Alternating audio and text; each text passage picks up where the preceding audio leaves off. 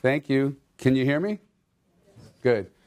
I'm really proud to be here. I put up there on the projector, I guess I'll call it, that I'm president of CALA. And I'm very honored and proud to be the president of the most influential local trial bar organization in America. And I gave some cards that I'd like you all to get about our organization. And CALA, who here knows what CALA is? I see a couple hands, one. Well, let me tell you what CALA is. CALA is the Consumer Attorneys Association of Los Angeles. We used to be called the Los Angeles Trial Lawyers Association. And so part of what I want to share with you is from when I started at Southwestern to now being president of this organization, which is 3,000 members, including law students, by the way. And you're welcome to join, and I encourage you to join. We are the trial lawyers for the people. We are those lawyers in society that work on a contingency fee, so we don't get paid. We make a bet that we'll win your case, and we take a cut on the back end. Now you're probably familiar with who we are.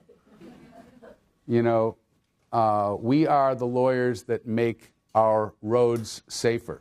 For example, I sued the state of California 2 years ago because a woman named Rosemary Sherman was on the Pasadena Freeway, otherwise known as the Arroyo Seco Parkway. It winds like this. It was the first freeway built. There was another one in Maryland built around the same time. They didn't even know what freeways were when it was built. It was designed in the 40s. And then they completed half of it from Pasadena towards like Highland Park in the 40s. And they completed the next link from there to downtown LA, and they had this 4-level interchange you may be familiar with that was revolutionary when they did it around the time Truman was president. And that freeway violates every rule of how we want to make freeways now in America. For example, the lanes are narrow, as you probably know if you've ridden on it. Right? There's only 3 lanes. There's no breakdown lane. You're fucked. I'm sorry. Can I swear? Just a little bit? But if you broke down, you could die. In fact, a mother in a different case that I know of broke down on the Pasadena Freeway. Somebody rear-ended her, her car exploded, and her baby burned to death. And that happened about 3 years ago. So we're the lawyers that sue the state of California and say, that road is dangerous. You need a breakdown lane. You need to make changes. And in our case, Rosemary Sherman spun out and hit a tree that was 3 feet off the road, protected by nothing more than a chain-link fence. And because of that lawsuit and the risk that we took, there's now a concrete wall between that freeway and the tree. And I'm very proud to tell my children about that. A few years ago, for many years, I was a partner at Johnny Cochran's law firm called the Cochran Firm here in Los Angeles.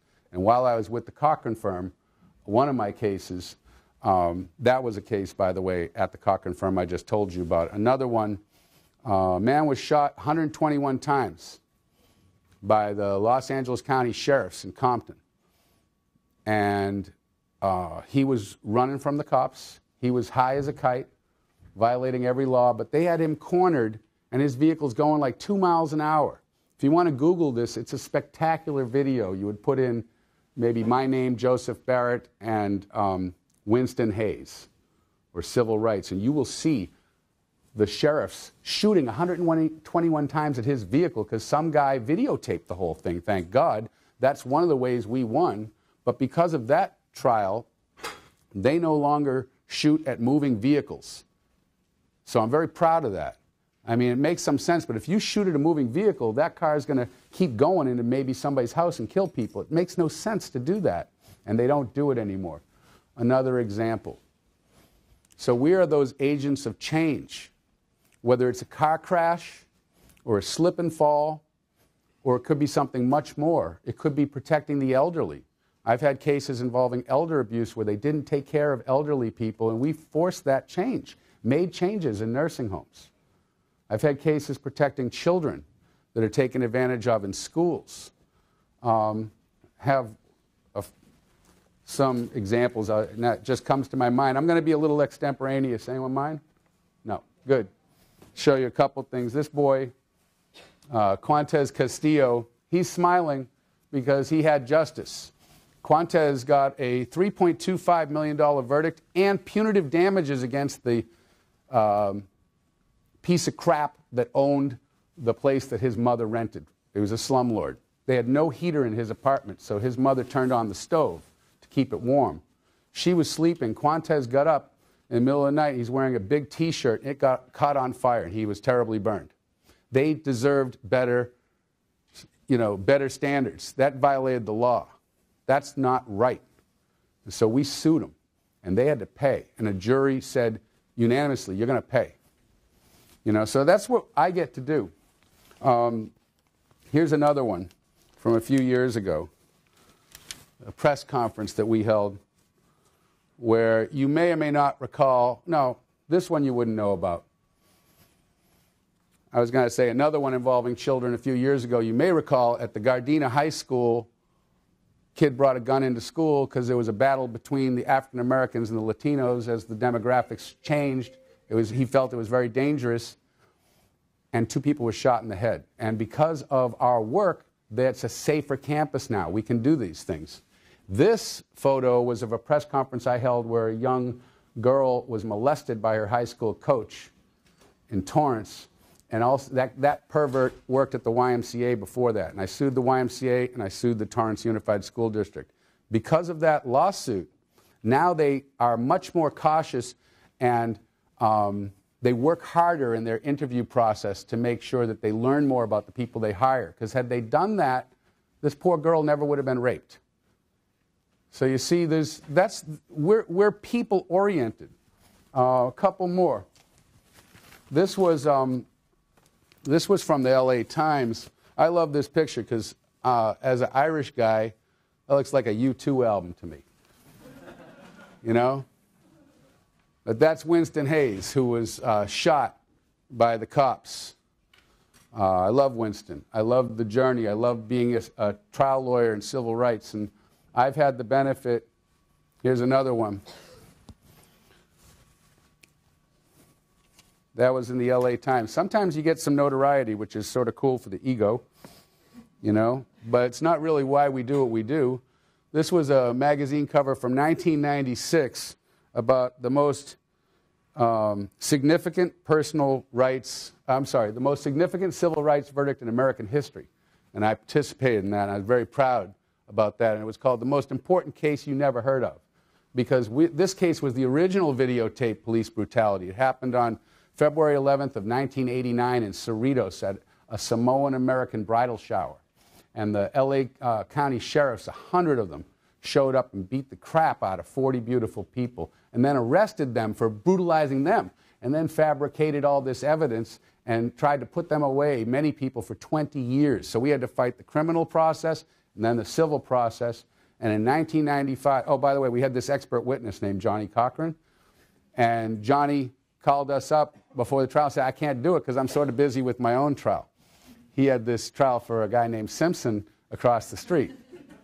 And so Johnny bailed on us, but that was okay. Johnny was always pulling for us, and the civil rights lawyers in L.A., we were tight before it was fashionable.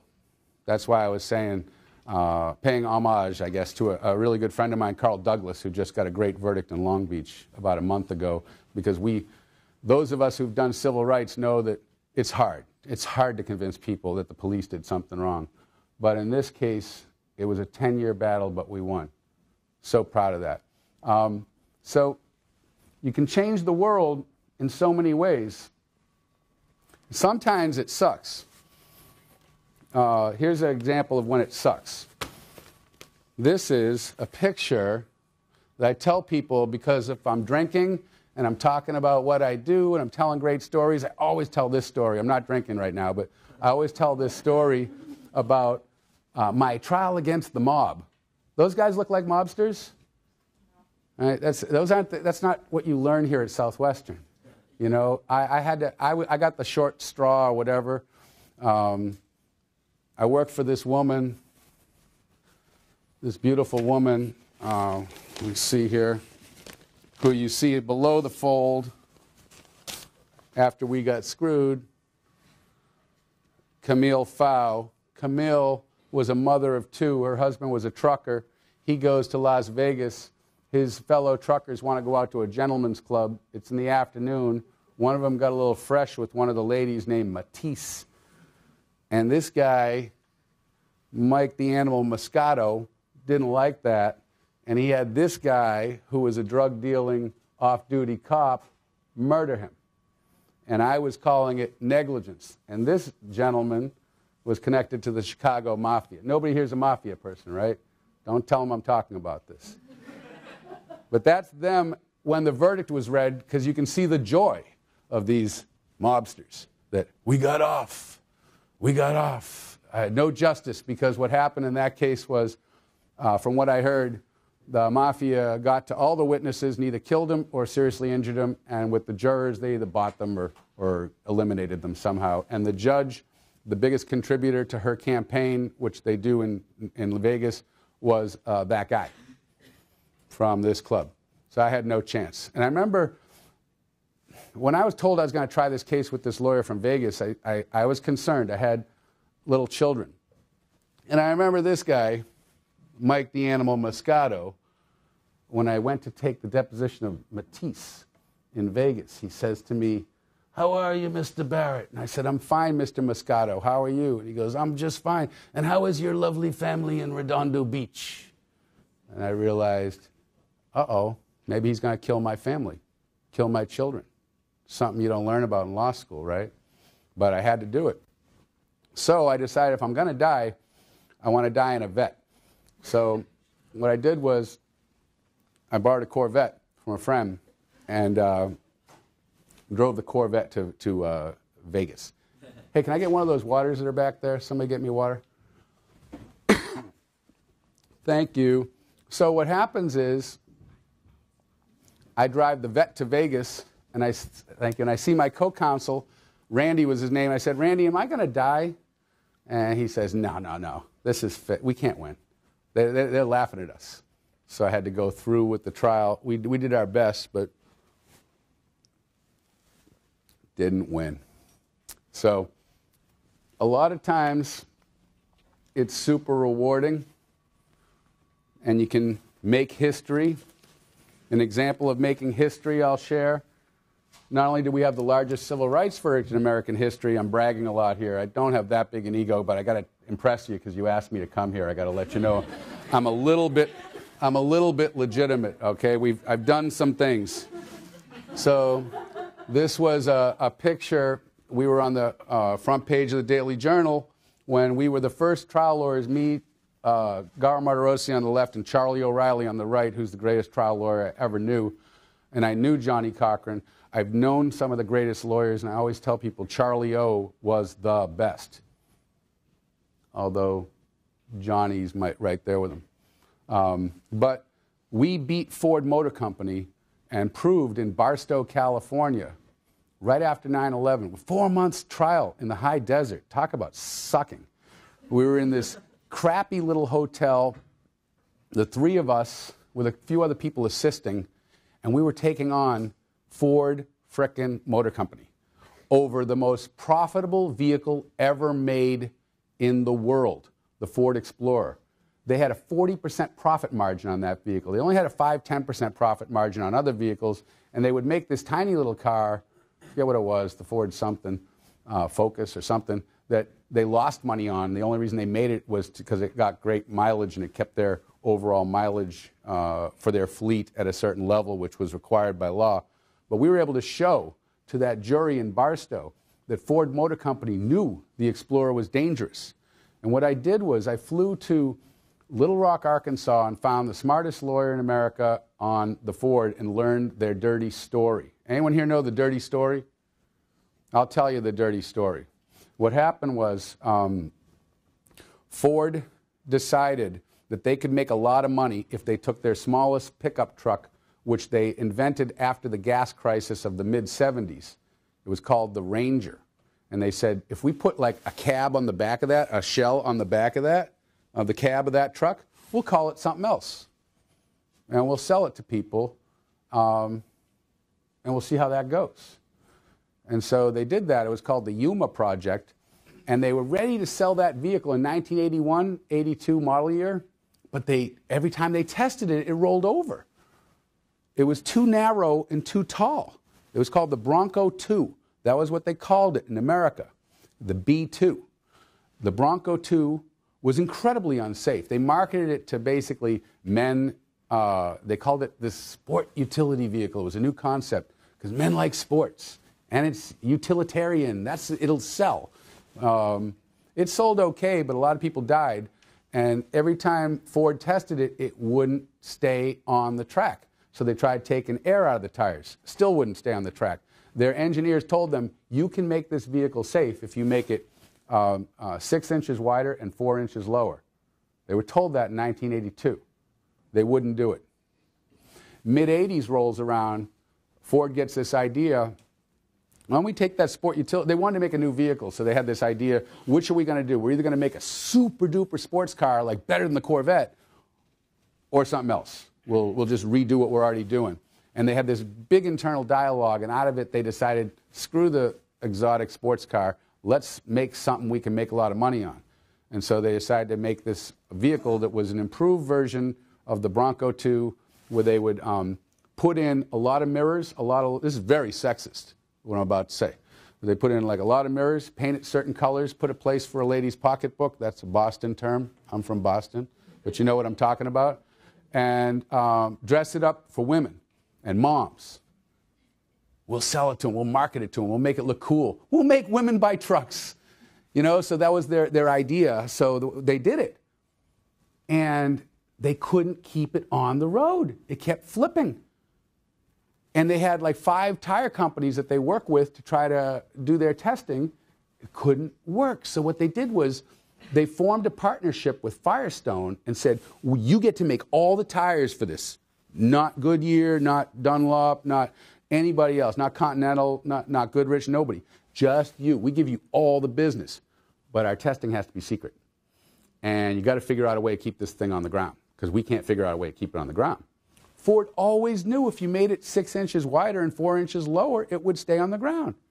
But they wouldn't do that because that cost money and would delay production a year or two. Ford didn't want to do that. So with Firestone, they created this weird tire that was super hard, so it would slip across the freeway instead of grab, and still wouldn't stay on the ground. So what they did was they took air out of it, and they kept taking air out of it until they could find a way to sort of get around the test and make it stay on the ground. So the average tires on those vehicles would have like 32 pounds per square inch, something like that. They couldn't keep it on the ground unless it was below 26. So they basically would sell you a car with super hard, slippery tires that were flat and called it the Ford Explorer. And that was what they started selling to Americans and marketing to families in 1991. And it was so profitable, so profitable. They made so much money. And then in 1995, they changed it.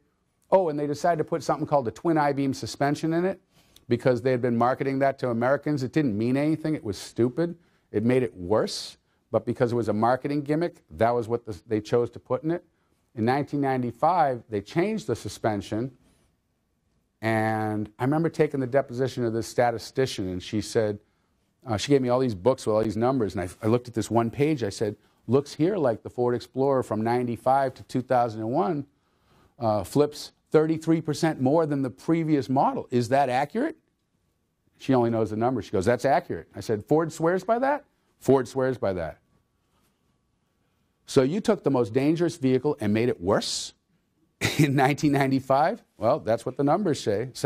So that was the story until 2001. This was an incredibly dangerous vehicle.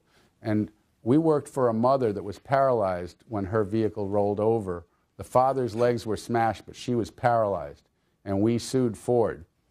Ford didn't want to settle with us. And I remember telling their money people, if you guess wrong and we go out to Barstow and win, that's probably going to drop your stock like $1 billion. They didn't care. So we went out to Barstow. We kicked their ass. The jury came back with a finding of liability, and their stock dropped $1 billion. That was pretty cool. I was happy about that. Yeah, very happy about that. Because you can do that. You can actually do that. And Ford, there was only one hotel in Barstow, it was the Ramada Inn. Ford had a whole floor. They had like 6 people they flew in from Michigan that sat in there. They had a refrigerator filled with snacks, all this water, all this coffee, all this soda, all this stuff. They had like a chef on site. They flew in a lawyer from Philadelphia to be their lead lawyer. There's an army of people. And we were 3 guys in underwear on the floor below them, like working in this room with our stuff stuck to the walls and everything. But we knew what the truth was. Because what we get to do is we're David with the slingshot. You know, we're the solo guy that can make a change. Last year, well, 2-3 years ago, I got a call about a new case, and it had to do with a 17-year-old girl that lived in Riverside, and she's playing in her bedroom with her 13-year-old sister. And they're playing some little Nickelodeon game on some little device. And the big sister is lying down on the bed, but it's cold. They had the window open, and in Riverside it gets very cold, hot in the day and cold at night, right? So her little sister says, "I'm cold." The older sister's Samantha, the little sister's Alexis, or it's Lexi and Sam. So Lexi says to Sam, "Can you close the window?" Sam gets up on the bed to do it, but she didn't know it, but it was Lexi's bed, and there was a remote control under the blankets. And so as she goes to close the window, she loses her balance a little bit to the right. She didn't anticipate that, so she goes to brace herself, but her hand hits the screen of this window that's 2 feet wide and 5 feet high, and she goes out the window, and they live on the 3rd floor of this apartment, 25 feet up in the air. Lexi sees this happening, grabs her, barely, just grabs her legs, and Samantha's a full-grown 17-year-old. Lexi's skinny as a rail, 13-year-old. And Lexi was held on, and Sam's like looking at her pleading like, "Don't let go, don't let go." It's like 10:30 at night, it's dark out, cold. And Lexi's like, "I won't let go," and she's screaming for her mother, "Mom, Mom, Mom." And Sam's trying to like do like a sit-up to get back in. They're struggling to try to save her life. And her sister can't hold on, and finally she lets go. She can't hold on to her. And she sees her sister fall down, looking at her, 25 feet down, and broke her back. And she'll probably never walk again.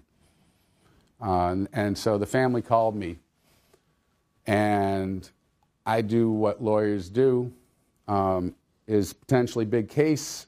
I get in my car, I get a retainer agreement to sign her up, and her mom or whoever, you don't even know when you first get a case. I drive out to Riverside, a couple hours. The mother is in tears. This tragedy has happened to their family just like within a day or two, I think. And we talk, and I tell her, you know, I think this is wrong. I think there should be a change. I think there should be something in the window, like a window guard. I've seen them before. I've seen them in Vegas in the hotels. I know they exist. It's like this little thing that you can put in a window for like nothing, and you put it in the track, and it keeps the window from opening all the way. It's a safety device. There was this great legendary musician named Eric Clapton, otherwise known as God, if you're a rock and roll historian, him or Jimi Hendrix.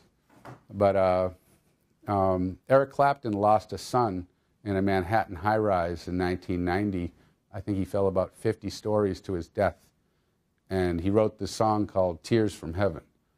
And it was all about losing his son that way. And I remember telling the mother, I just think this didn't have to happen. I don't think it's right that they had windows next to the beds in the bedrooms that were 2 feet wide and 5 feet high. I would think a kid could fall out that. They should know about this.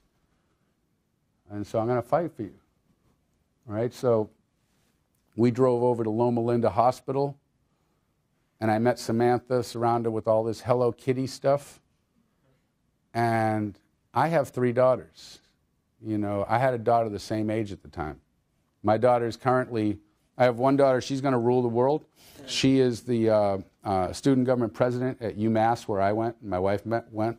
She has her own TV show. She's an RA. She's just a killer. She's super organized, drives her siblings crazy, right? That's my big girl.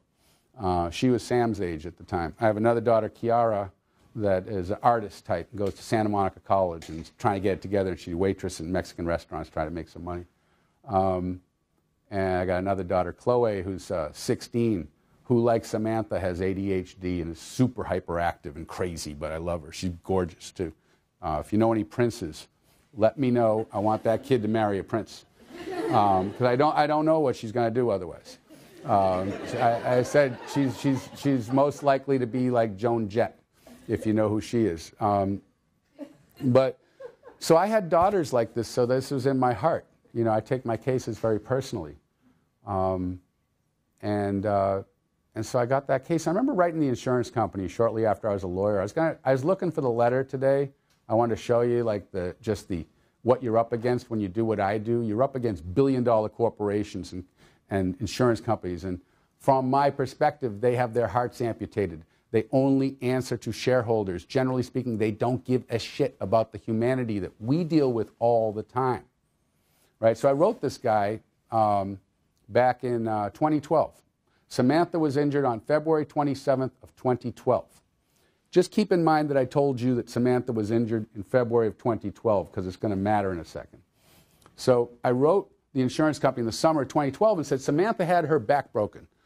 And I think you should have had window guards. And I think that maybe you should have had a screen that was stronger. Or maybe you should have warned the families of this danger. Or maybe you should have had the windows up higher and had the ones that go like this instead of the ones that go like this. Something should have been done. And we think that you're responsible for this. And they told me, no, we're not. Sue us. Go do what you got to do. And I was up against AIG and Chubb and all these big impersonal insurance companies. So I sued them, sued the people who owned the property, sued the people who managed the property, and it was like whack-a-mole. It was so impossible to find the right name of these entities. And so for a year, I'm dealing with all these law firms and smarter lawyers. By the way, I deal with smarter lawyers all the time, but they're just not as tenacious as me because I'm just that like South Boston Irish MFer that you just don't want on the other side. I know I'm not the smartest, but I'll surround myself by smarter people and I'll still kick your ass.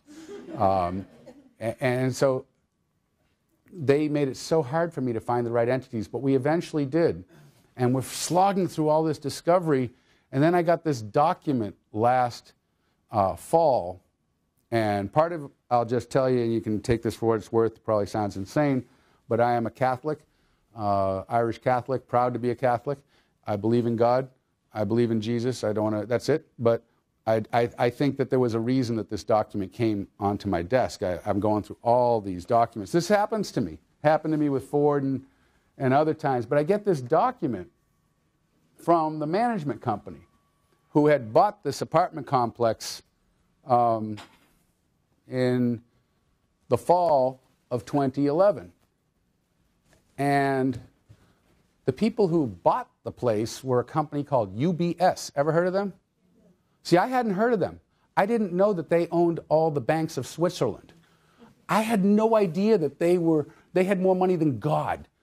It was so beautiful that to find out that UBS owned this property. Finally, they played whack-a-mole, but I found the golden mole.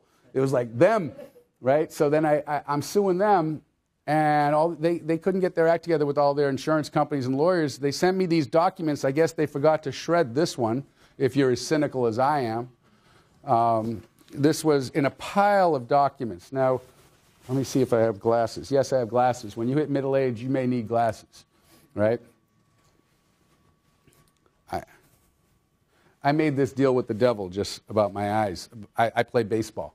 I play in an adult baseball league. I started doing it at Southwestern when they invented adult baseball in 1989. By the way, my batting average over the last 25 years is about 400 with power, so I can play. I grew up playing stickball in Boston, never really had the money to do it the other ways, but I can play. And And so I tell you that because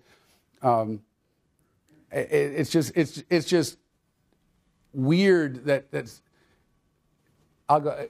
I stopped being able to hit a baseball at night, and I was really pissed because we were in this national tournament. Jose Canseco was my teammate, if you've ever heard of him. We had a really good team, best team in America, really, out of L.A. But I couldn't hit the ball, so I decided, okay, I'll get laser eye surgery after my wife does. If you survive, then I will do it. She survived, so I did it. And I could hit a baseball again, but all of a sudden I couldn't see so great when it comes to little print. But I noticed all the great trial lawyers I was up against early in my career always used glasses as a prop, and juries really liked that. So I thought, I can do this now. I can point at you with my glasses, you know. I can put it on in a very professorial way, like I'm a smart guy, and go like this and go, yes, let's take a look here at what this document shows, ladies and gentlemen of the jury. So what we see here is, this is a document that they gave me, and it shows here, do we have a laser pointer? I think we do. Is this a laser pointer? Should be. Let's see if I can make it work. Yes. So, see here on this document, UBS Realty, more money than God, Canyon Park Apartments, Riverside. I know I'm in some of your way, I'm sorry. Canyon Park, Riverside, November 2011. Samantha had her back broken February 2012. This is 3-4 months before. This is the document that they had drafted to tell them what they should do in this property. And part of what they had on this beautiful document was down here, window stops. Joe's great idea. Window stops. Install stops on all windows for fall protection. Immediately. I kept telling these people, I took so many depositions afterwards. I'm like, what does immediately mean? Well, immediately means in the fiscal year. Immediately means, you know, like, when, no, immediately means immediately. Immediately, and this was in the fall of 2011. Where do you hide your money? I want it. $10 a pop. $10 immediately. I mean, that was just a dream come true for me. A dream come true. And they paid. And Samantha, I'm going to visit her in the next couple of weeks. Samantha's getting a home. Handicap accessible. Samantha is going to go to Project Walk in Carlsbad, where they give you a body brace and they try to teach you to use your core to try to walk and do things. She wants to maybe get a stem cell surgery. She's your age, younger. Samantha's 20, not your age, I'm sorry. Samantha's 21 right now. When you get paralyzed, your body starts to wither below that. It's terrible. You get so many problems. Your body can't regulate temperature very well, blood pressure issues, bed sore issues, so many complications, but she now has the money. And Alexis, I sued for negligent infliction of emotional distress. She should have never gone through the horror of having to hold her sister and watch her sister fall and have that guilt for the rest of her life. So I got them to a top psychologist, a woman who they bonded with and worked with them for 2 years. We paid to make that happen. And I'm so proud to have made a difference in their lives. You know, that's what we do. Trial lawyers for the people. So when I stand before you as the president of CALA, right, what I am is I am the president of the organization who represent people on a contingency fee.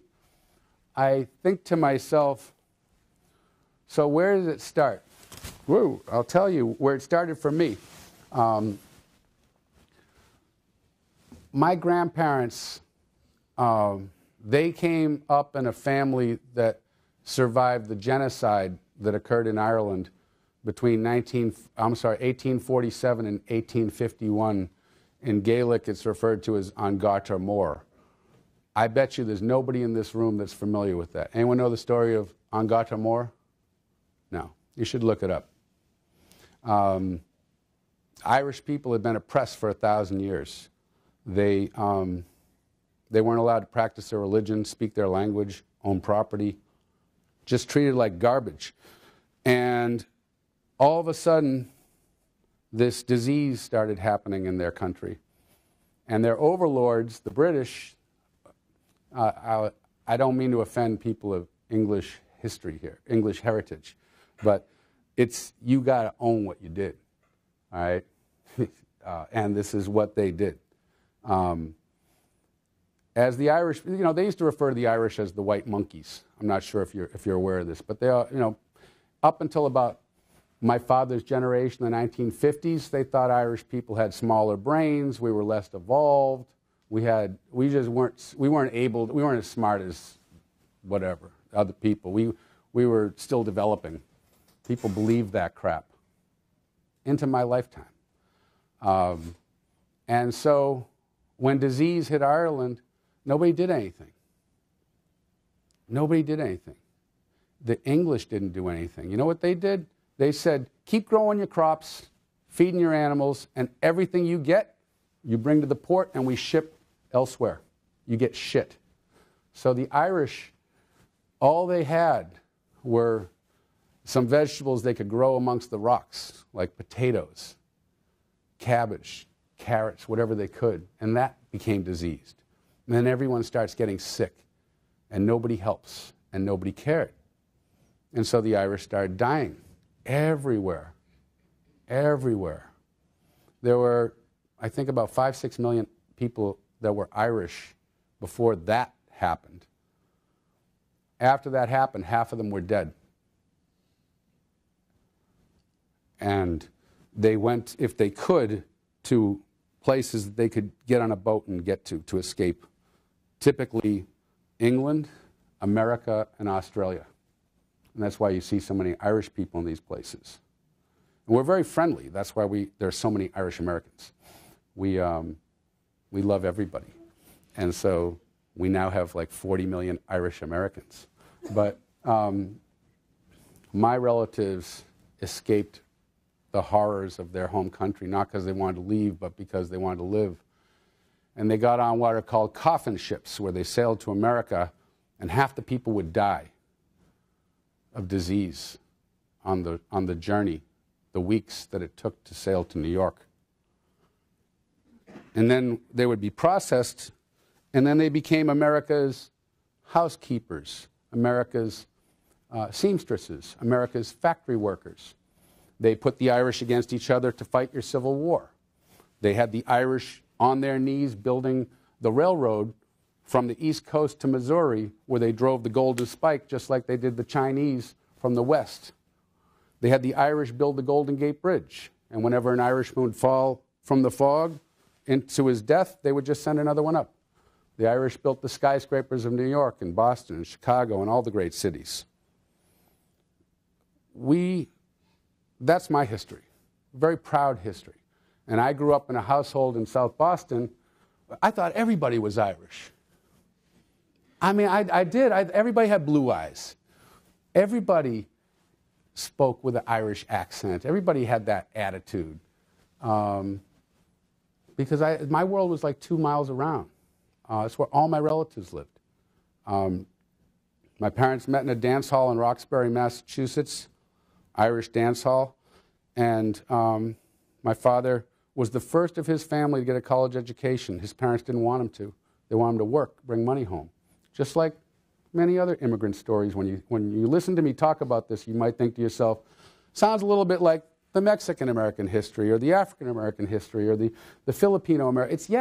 This is our history. We share this. Different stories, different songs, different accents, but same thing in a way. So my father served in the Korean War. I have this great picture I was looking at this morning. It's like 8 soldiers from like 52. Half of them are black, half of them are white. It was an integrated military. My father was a very smart man. Thank God. He taught me things. And he went to college, Boston University on the GI Bill at night, and became somebody. And he wanted me to have that opportunity and my siblings. And so when I was a child in the 60s, my father moved me to the suburbs, where I started to meet other people, different religions, different skin tones, different backgrounds, and that helps. Education and exposure to diversity helps. And that's what my father, one of the gifts he gave me was. Because again, I grew up so insulated. I remember when John Kennedy was shot, I can remember, I'm that old. I remember when John Kennedy was shot, everyone crying. It's because he was the first immigrant. He was the first person that gave hope to the people, the underclass of America. And he was to be Irish and to see a president of the United States was unbelievable. And then they killed him, of course. So I moved to the suburbs, go to college, and then I decided, you know what, I'd like to see the West. A friend of mine was a Marine Corps officer and said, if you put your stuff in my garage, the Marines will ship it out to California. You can go with me. We'll go to strip bars. We'll go to, strip bars, and we'll just have so much fun driving across America. And so we did, and I did that. I drove with him. Took us a few weeks to get to California. There was some arrests and some things, some things that were off the path. That was Tennessee. Some states don't like me or him. I can name several. And luckily, when I graduated from Southwestern, I don't think the internet was up. I don't think they could check records as well. And I doubt they checked international records. So that was cool, because something happened in Canada I won't get into. But so what happens is, I come to L.A. My first job in California, I was a security guard at San Onofre Nuclear Generating Station, which was so weird for me because a month before I was chained to a fence in New Hampshire at their nuclear plant they put right on the Massachusetts border because they're hardcore Republicans, like screw Massachusetts. I was protesting nuclear power. I couldn't find a job in California. I'm working at a nuclear power plant. Strange, but I did. Needed the money. That job ended. I come to L.A., the great big city. So I come to L.A., I had a bicycle with one pedal on the right side, the other side just a stick, and no brakes. and my now wife, who moved to L.A. at the same time, we got an apartment on Rampart Boulevard. I loved it because I didn't know anything about Los Angeles, but there was this great hamburger joint in the corner called Tommy's. Everyone seemed to love that. There was all this white and yellow paper outside my apartment all the time, but it was just, they were sloppy, but they were good. And we had our own police department for whatever reason. So I thought that was cool. And I would go over to 6th Street. I'd ride my bike up to the top to Alvarado, and then it was all downhill to downtown. And if nobody got in my way, because I didn't have the brakes, we were all cool. and I would work as a security guard, because I had an uncle that my mother sort of sent as an emissary to make sure I was okay out here in the West Coast in L.A. He insisted, of course, I got a job, which I did, because I've not worked probably like a week since I was 12. Okay, work is just what we do, right? And work is what you do as law students. So I had a dream that I could be somebody. I came to L.A., the economy had crashed. Reagan was president. I hate Ronald Reagan. Okay, I'm sorry, but nothing trickled down to me. Ronald Reagan was really big on corporations and dividends. Ronald Reagan shipped all the jobs overseas, along with others. They busted the middle class. They busted the unions. And that was great for people with money, but it sucked for me. I couldn't get a good job in L.A. All I could get a job was as a security guard. But I wanted to do something. And I remember I'd go to work every day. I remember this lawyer used to come up to me. I was a security guard, Transamerica Center it was called, downtown. And this a-hole that was about my age who had gone to some really good school, Michigan. I remember because he'd wear a Michigan tie and he'd let me know, like, you're a security guard, you with the clip-on tie, polyester outfit, you joke. And he used to say to me, like, where's my Wall Street Journal? Or he would say, my Wall Street Journal, you folded it the wrong way, or something. And I would think, screw you. Someday I'm going to be a lawyer and I'll kick your ass, which is what happened, actually. But I decided to take a shot at being a lawyer, so I bought a book on how to take the LSAT. It cost $8. I couldn't afford Kaplan or whatever rich people do. I couldn't afford that. I had no money, no nothing, no relatives within thousands of miles. So I buy this book for $8, how to get into law school. Felt like I could do it. signed up to take the LSAT, did that at UCLA, did really well. So then at the time, I wanted to go to night school, but I wanted to go to ABA-approved school because I didn't know I wanted to stay in California. I was sort of homesick from my home state, Massachusetts. I'd never really been away, and I was now here for like a few years. I liked it a lot, but I didn't know I wanted to stay. So I decided I'd go to these ABA schools. There were only 3 of them at the time. There was Whittier, which is now in Orange County, I guess, but it used to be on, I think it was Beverly or something like that. And everyone told me Whittier's like the 3rd one. And then there was Southwestern and Loyola. And at the time, the survey I took around town was Southwestern's here, Loyola's a little bit better. So I wanted to go to one of those 2 schools. So I applied to them, and Loyola put me on the wait list, and Southwestern said, "You're in." And I was so happy. It's like, wow, I'm in law school. Wow, this is awesome. I'm in law school. Law school. Wow. So I called Loyola because I didn't really want to go here. And I said to them, you know, can I please get in? You're supposed to be the best. Will you let me in? No. No, we're still sorting that out. We'll see who wants to come in, and then if there's some spots open, we might let you in. I said, no, I'm too anxious for that. I actually want to stop being a security guard. I want to go to law school, so I'm going to go to Southwestern. And so I went to Southwestern. And then when I came here, I didn't know much, but then when I came here, what I quickly learned was Southwestern had this like 75-year history of opening its arms to the Joe Barretts of the world. Southwestern gave people a chance that nobody else would give you the chance. Southwestern was the school, if you were African American, you took a shot at. If you were a mom, they would actually accept you and work with you. Huh? You know, my grade point average coming out of college was in the bottom 5% of all law school candidates nationally because of things I won't get into too much. But I wasn't the greatest student in college. I was pretty good, but you know, obviously didn't go to class as much as I should have. But I did really well on the LSAT, and I had really good recommendations, and Southwestern said, we'll take a shot on you, a shot with you. And so Southwestern took me in, and I was sitting in the back of the classrooms, and I would sit there in awe of the fact that I'm in law school. This is incredible.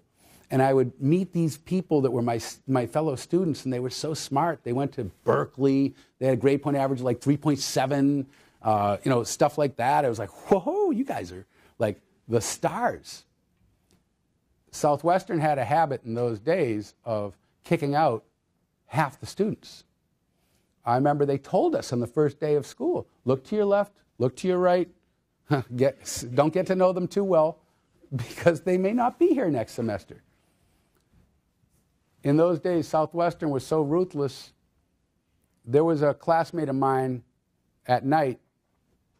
She went into labor during one of her finals, and they kicked her out of law school. Yeah. They told her, oh, no, actually, you can come back next semester. Night students took, I think it was like 5 finals in those days, instead of 7, whatever day students take. I don't know what that was. They told her, you can take 9 next semester. And so during one of those, it was brutal. Nobody could do this. I remember she stood up and walked out, and people were weeping. And we looked at each other like, this is terrible. This is so cold. How can they do this? But they did. But if you made it through, you were a Marine. You were a trial lawyer. They had the best professors here when I was here, and the students were golden. And the night students like myself, we all worked all the time. We had full-time jobs. You know, we were taking out, like myself, financial aid office, they had no money for me. I didn't fit any of their categories. Every year I'd go through this humiliation of going to them and saying, can you help me with some money? I'm like, I got no money. And they go, here's a loan application. And that was what I did. I took out loans to pay for law school 100%. Because I didn't come from a rich family. I didn't have any money. So that's how I got through here. It was such a challenge for me. I used to buy the study guides, all the study guides. I used to buy cassette tapes. I used to buy anything I could. to try to get through. And I tried and tried, and it worked out really well. For me, it was a success story. Here at Southwestern, I graduated in the top 20% of my class. I was very proud about that. I never had that kind of success in this school. My parents came to Los Angeles for my law school graduation, and you can imagine how proud they were. My father was so happy that I didn't end up on nothing. He always supported me. He didn't pressure me. One of the reasons I succeeded where maybe many others didn't, I wasn't in it for money. I wasn't in it to prove something to my family. Nobody expected me to be a lawyer. I did that because I wanted to do it. But I didn't know what kind of lawyer I wanted to be. But I knew I wanted to be a lawyer. I knew I was smart. I knew that I had skills. And I remember feeling this is a good profession for me. And so I did it. And then while I was here, I went down to the placement office and looked for what jobs they had. And I wound up looking for the best paying job, and it was $13 an hour, which was tremendous money. And I became a law clerk at a firm that, by luck, turned out to be the greatest plaintiff tort law firm in the state. I was working for the greatest lawyers you could ever meet. A guy named Brown Green, Charlie O'Reilly, who I mentioned, Bruce Broylette, Gary Paul. These are all legendary lawyers who have been presidents of CALA or LATLA, which we used to be called Los Angeles Trial Lawyers Association, or presidents of the state organization, or presidents of the national organization. And they taught me the religion of why we do what we do. And I learned that in 1987 as a law clerk, in 88, in 89. Why do we do what we do? If you choose, take the risk of helping people. Take the risk of getting really good at that. Understanding medicine, understanding some engineering, understanding certain things. Maybe it's employment law. But working for people. And I saw that and I went, it clicked. It was like in my mind, this works, because I was always a liberal, always against the man, always questioning authority, troublemaker, believed in a better America. So to go up against insurance companies and corporations was a dream job for me. I hate them, or I hated them. I want their money, but I wasn't that big on them. And so it worked out for me that that's the job I fell into, was car crash cases, slip and falls, and the first lawsuit I ever got to write was the lawsuit for that case, the most important case you never heard of, the largest civil rights verdict in American history. I wrote that lawsuit in 1989. I remember hearing it being printed. They used to have these printers. There were these massive things. It was covered. It was called dot matrix printer. It was like they're hammering away 220 pages, and we served it on the county. We were so happy to do that.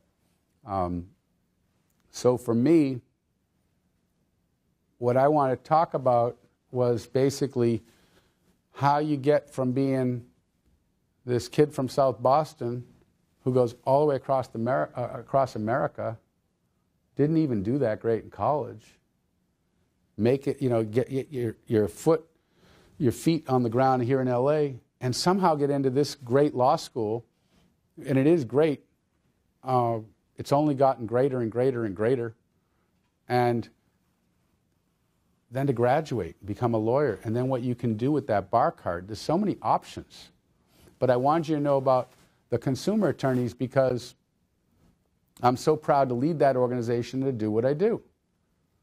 And one of the things that we do that I welcome you to participate in is one of my first acts that I did this month as president of this group is to make the Los Angeles Trial Lawyer Charities our official charity.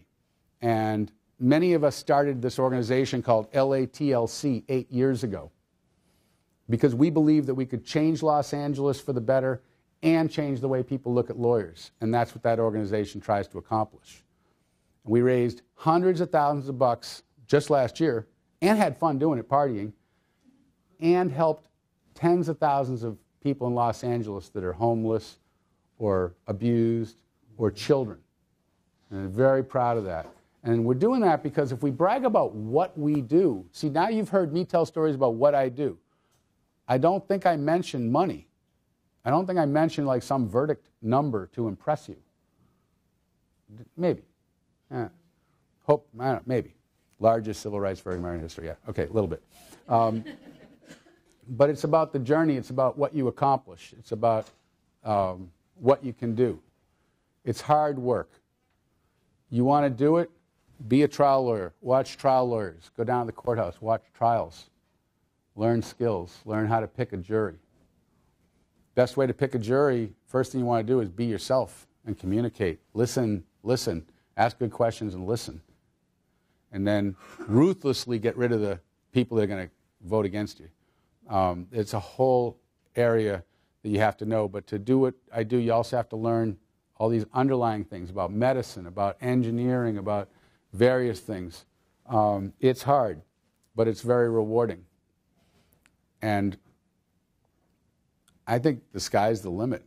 One of the things I tell my big sister, a couple of years ago, we were in her backyard, and she said, I just work to live. I don't like what I do. I said, I love what I do. I get to do different things all the time and learn and grow. Southwestern gave me that opportunity. So thank you for having me. Appreciate it.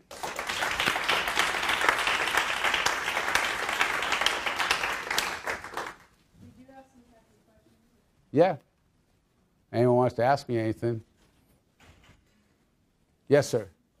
What's your name? Isaac. Isaac, what's up? Just had a question. When you are dealing with the big corporations or big insurance companies, what was their motivations or what they're thinking when they don't want to settle with you? I mean, what was their reason? Because, like as you said, if they settle, maybe their share price doesn't fall as much as if they go to trial. So why does an insurance company want to settle? What's their motivation? A lot of times insurance companies act through, corporations act through insurance companies. And so you're dealing with an insurance company more than the corporation or a risk management company. Sometimes you have the opportunity to sue them for punitive damages. I work for a lady right now in a place called Placer County, which is right next to Sacramento.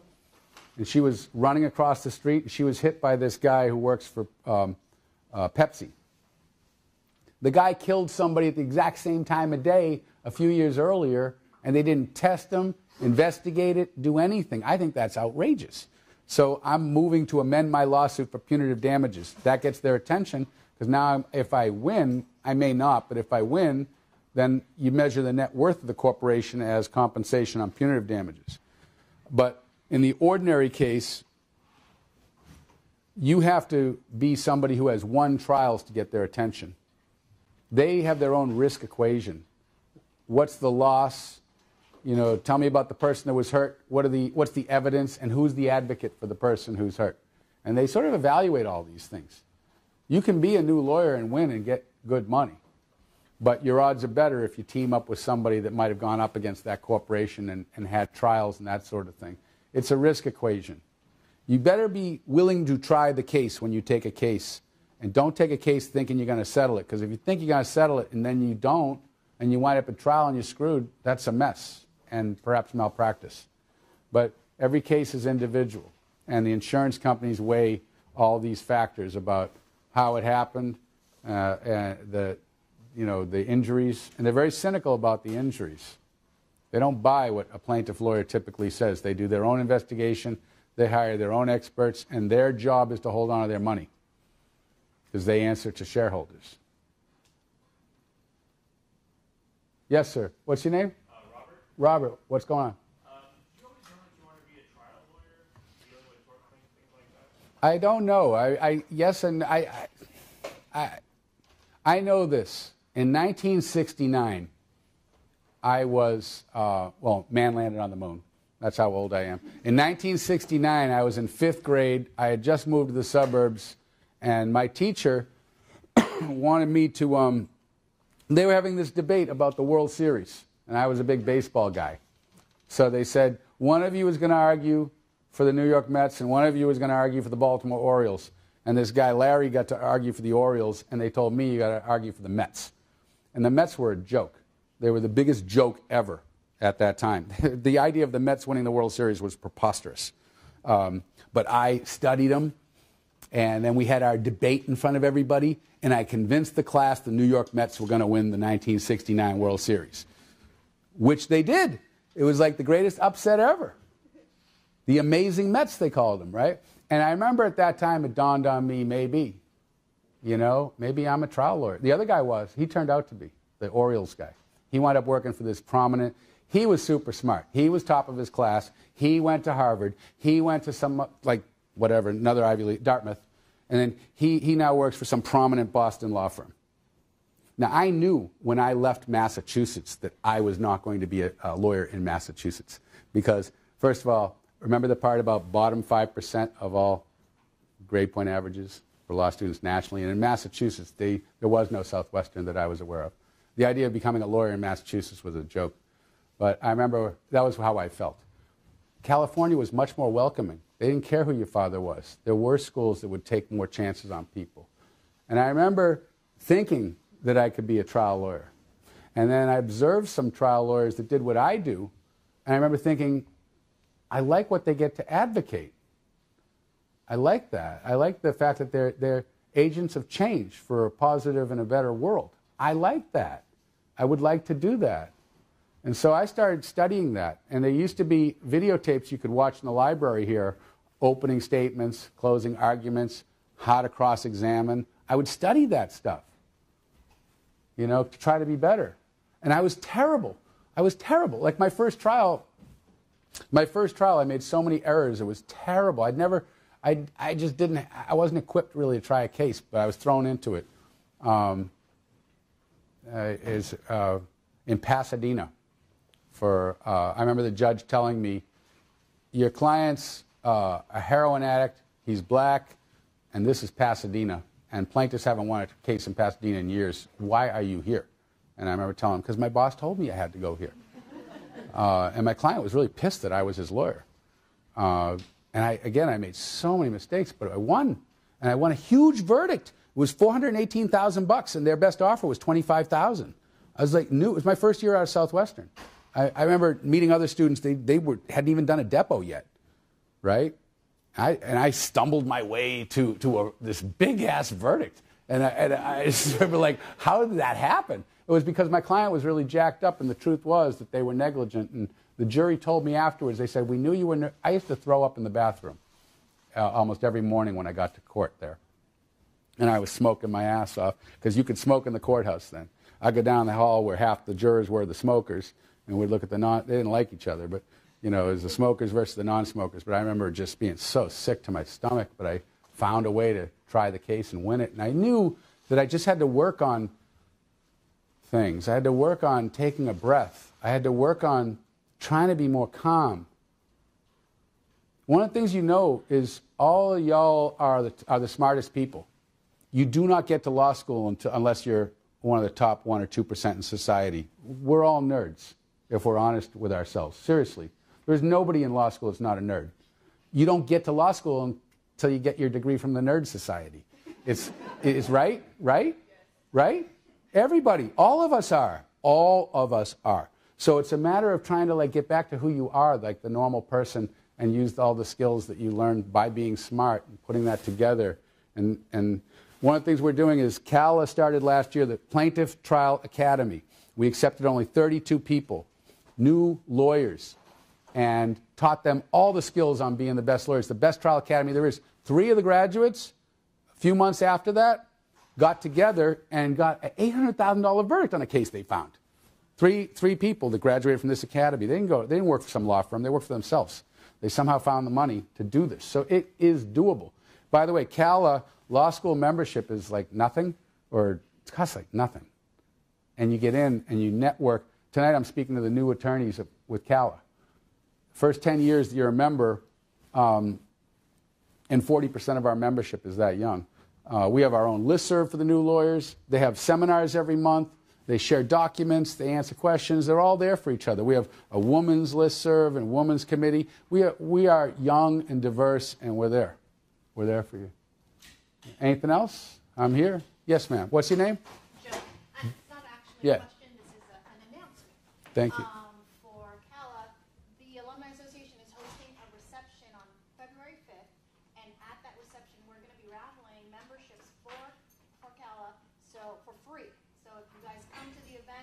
your little raffle ticket in there. You guys can get the membership free. And I'm going to be there. And yes. Yeah, look forward to it. Yeah, so it's a great networking opportunity. If you guys want, if this is what you want to do, you need to be part of this organization so you guys can network. So come to that event, get a free membership. There's no excuse for you not to be. Yeah, spread the word. We are the one. We are the organization for civil attorneys working on a contingency fee on the plaintiff's side. So if that's it, thank you very much. Thank you. Appreciate it.